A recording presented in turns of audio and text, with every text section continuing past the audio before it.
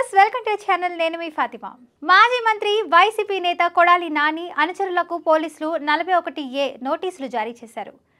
వాలంటీర్లు రాజీనామా అక్రమ కేసుల నేపథ్యంలో ఈ నోటీసులు పంపారు. ఇంకా ఏమైనా కీలక పరిణామాలు చోటు చేసుకుంటాయా ఈ వీడియోలో తెలుసుకుందాం.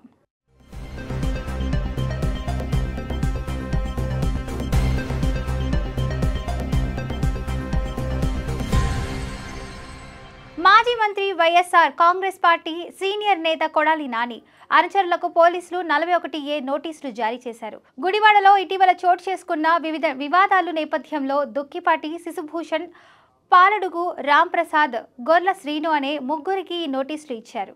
వాలంటీర్లపై ఒత్తిడి తెచ్చి బలవంతంగా రాజీనామాలు చేయించారని, అలాగే అక్కలర్థం కేసులో వీరి ప్రమేయం ఉందన్న ఆరోపణలతో పోలీసులు విచారణ చేపట్టారు. ఈ వ్యవహారంలో కొడాలి నాని పేరును పోలీసులు పరిశీలిస్తున్నారు.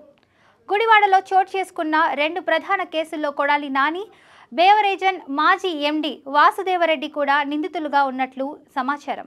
1 వాలంటీర్లు రాజీనామా వివాదం, 2 బేవరేజెస్ గోడౌన్ అక్రమ తరలింపు కేసు.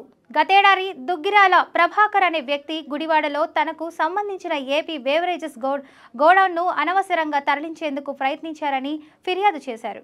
దీనిపై అప్పటి గుడివాడ జాయింట్ కలెక్టర్ మాధవిలత రెడ్డి సహా కొందరి పేర్లు పోలీసులు నమోదు చేశారు. ఇప్పటికీ నాని అనుచరులను విచారణకు పిలిచిన పోలీసులు వారి నుంచి కీలక సమాచారం రాబడుతున్నారు. అనంతరం కొడాలి నాని మీద కూడా కేసు నమోదు చేసే అవకాశం ఉందని విశ్వసనీయ సమాచారం.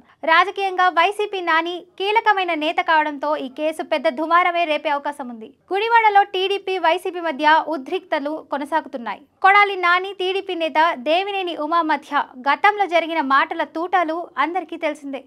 ఇప్పుడు నాని అనుచరులపై కేసులు నమోదవ్వడం, నానిపై కూడా నోటీసులు జారీ అయ్యే అవకాశం ఉండటంతో గుడివాడ రాజకీయాలు మరింత వేడెక్కాయి. టీడీపీ వర్గాలు వైసీపీ హయాంలో బలవంతపు రాజకీయాలు సాగాయి అని ఆరోపిస్తుండగా, వైసీపీ వర్గాలు ఇవి టీడీపీ కుట్రలే అని కొట్టిపారేస్తున్నాయి.